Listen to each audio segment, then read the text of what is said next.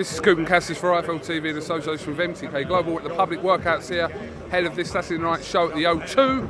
I'm joined by 3-0 professional Shannon Courtenay. How are you, Shannon? I'm good, how are you? Very well. Little glimpses of what we're going to see on Saturday night? Yeah, just don't want to give away too much, but just nice to have a little shakeout, isn't it? So you kind of don't really, or choose not to know too much about your opponent until you need to know. So is that now, like 3 days before the fight? Well, I've literally just been told on the edge of the ring, live on Sky, that they've changed my opponent from who it was 24 hours ago. They told me the record. I was like, oh, that's news to me. I don't know anything about her. Apparently, she's 7-0, stopped 4 undefeated fighters, so let's go. 7-0 against the 3-0. Yeah, but I'm soon to be 4-0, so. She'll be what, 7-1? Yeah. I think that's what his record was, 7-0. I don't know. It's a bit loud now, isn't it? It's all right, we can hear you. You're on the mic today, so we can hear you. I noticed the mic. What's that all about? Because of the music and it's loud, it's like... It's a little bit formal. Like, normally with you, I'm just like chill, but the microphone makes it a little bit formal. All right, I'll try and, I don't know, work around that, but it's because it's so loud and like I want people to obviously hear your voice. Yeah, no, yeah, I get that. Yeah. So obviously you had like a 5-6 week thing going on, didn't you, with what date is she on and blah blah, and then you sort of thrusted into this pay-per-view show this week. But is that disruptive to you during kind of camp not knowing a date? Yeah. I was originally told September 23rd, so I was training for that.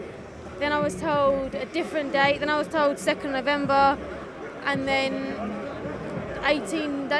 14 days ago, we get a call, oh, she's on the pay-per-view show at the O2, which I was told categorically 3 days before, you are not on that show. So I was like, okay, cool, I'm on the Katie Taylor bill, fine, that gives me another week sparring, another week this, another week that, tweak like nutrition, and you get told that, but listen, it's in London, it's my hometown, so all my sports can come out again, and it's a big build. I wanted to be on it anyway, so I'm happy.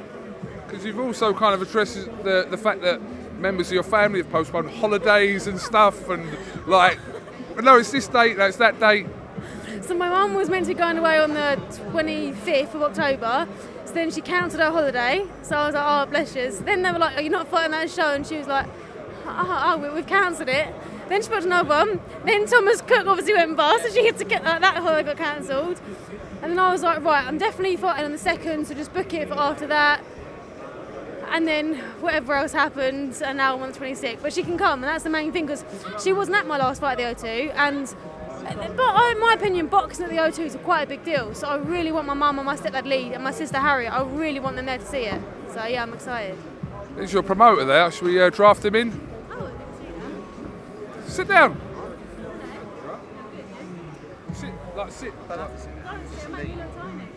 So yeah, we were just talking about how you kind of messed around with a fight date so many times. Yeah, it's terrible really. I mean, she really has it hard. This is her full fight. She boxed at the O2 twice, York Hall once, and Copper Box the other time. Terrible times for Shannon Courtenay. When did you turn pro? About 5 months ago? 6 months ago? Something like that? Oh, Sarah, 7. Sorry, only 4 fights, and another one coming up in December. It's been hard. It's like Mo Williams. He's like, oh, you know, it's really hard for me because you didn't give me a fight for 3 months. I said, yeah, but you've had 5 fights in 6 months. Yeah, but it was really weird having 3 months out of the ring. It's like, all right. Yeah, but Ammo gets to go on a jet. I don't. What's that all about? That was Coogan's fault, because I did say you were welcome, and he just said, no, I don't think you should invite her up. So, yeah. Clearly you're joking about that, aren't you? What's the plan for a kind of... She said she's going to have another fight by the end of the year after this one, and then titles next year? Yeah, we've got a next-gen card in December, so she'll box on Saturday night, then December. And then, you know, it's very difficult in the women's divisions. She's a bit luckier because she's at a lower weight. When you look at people like Savannah Marshall, after like 7-8 fights, you've boxed everyone. There's no one really to box. There's probably still another 3 or 4 girls who we can box that will be step-ups for Shannon before she fights for a world title. But I kind of feel like in the women's game, you get to 8, 9, 10-0, and you have no choice but to fight for a world title. Doesn't mean you're going to win a world title, but the only way really, it's great to say that, you know, women's boxing is really strong and equality in the sport and all this. But basically, if you don't win a world title in the women's game, commercially, after a while, you don't have the value that that is needed. That's the truth. And we talk about equality. Equality's not really there. They're not getting paid the same as, well, Shannon is. But, and Katie's obviously, once you get to the top, you're earning great money. But to stand out, you've got to be a world champion. There's a big jump as well. You've got from basically the novices straight to world level. Yeah. There's no in but between. There's no British title. There's no British title. I know there's Commonwealth, there's Europe, but not really. So the only way you can be deemed to be successful in a women's game is to become a world champion. And there's loads of people in the men's game that are making a living out of being a British champion, European champion, but you can't make a living out of being a good domestic fighter in a women's game.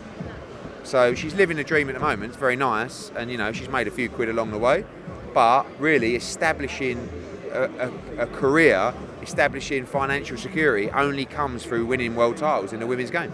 So you obviously announced the signing of Cecilia Breakhouse, which is huge, to add to your roster of female fighters. What's kind of the pecking order of priority amongst your female fighters, Edward? Well, everyone knows my soft spot for Katie Taylor. I think she's just a legend.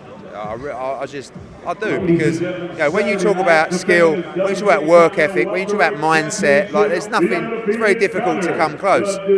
So Cecilia Breakhouse, also an undisputed world champion. I don't know Cecilia yet. I'll get to know her, and I have a huge amount of respect for her because she was kind of like the pioneer. She was actually the one. I know what Katie did in the amateur game, but in the pro game, Cecilia was the pioneer, the first lady. Who went and become undisputed, went and fought on HBO, headlined HBO shows actually. So she's fantastic. Shannon, we got a soft spot for as well. Shannon third. That's not bad, to be fair. I'll take that. It wasn't an official third, but It is now. Yeah, okay.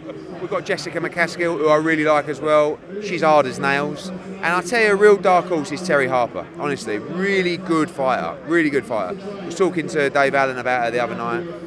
Really, really good fighter, under the radar. Steffi Ball's doing a great job. She's going to fight Vivian Obanov, who we saw beat Natasha Jonas. It's a great fight. And then I want her to fight Eva Wallström for the WBC world title. So, the opportunities are there, as they are for the men. You've just got to be good enough. But I promise you, if Shannon keeps winning, she will fight for the world title within 12 to 18 months.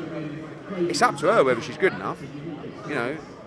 12 to 18 months, you'll take that all day long? I'll take that all day long. You've got no choice. Because you can't, what are you going to do? You're going to, she's probably... I don't want to keep on fighting people that people are moaning about. Then, I don't want to keep... what people are moaning No, about. but They're I'm not saying getting I in there. want step up. You're the one who's getting up at 5 o'clock in the morning, putting the time in on the roads. You're the one getting in there fighting in front of people who are having a great night, having a drink, going, "Hey, fucking me!" So don't worry about people moaning about who you're fighting. You're just starting. Tell them to fuck off. I can't have it. My fans, and I'll have to give him some stick. Yeah, don't worry about it. It's right, because I will tell them to fuck off. That's the thing. They don't know what you're going through. They don't know what you're putting through. You've got to learn. They've got to give you the chance to learn. You're learning. Learning doesn't just come by doing rounds in here. Learning comes from boxing in new arenas, doing nights like this, doing walkouts. Like on Saturday night, you're afloat, right? You're going to sit there. You might be on at 6. You might be on at 10. But they're going to come in and go, "You're on," and it's going to be a completely different experience for you. That's all part of learning. So again, don't worry about the people in their Super Ted pyjamas giving you stick. Super Ted, not Transformers. Used to be Transformers, now it's Super Ted. Who's Super Ted? Oh my God. Who's Super Ted? Leave the interview. Leave the interview now, Shannon. Super Ted. Am I a bit young? No. Oh yeah, to be fair. Hold up. Who is Super Ted? That's up there with preferring Brannigan's over Monster Munch. Oh my.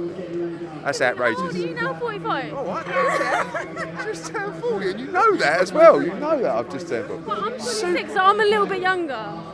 If you'd have said bananas and pyjamas, I'd have known. Banana. All right, thank you. Eddie Hearn, Shannon Courtenay, thank you very much for talking to IFL TV. Best of luck on Saturday, Shannon. Thank you very much. Cheers, thank you. That is really when you know you're old, when you don't know who Super Ted is.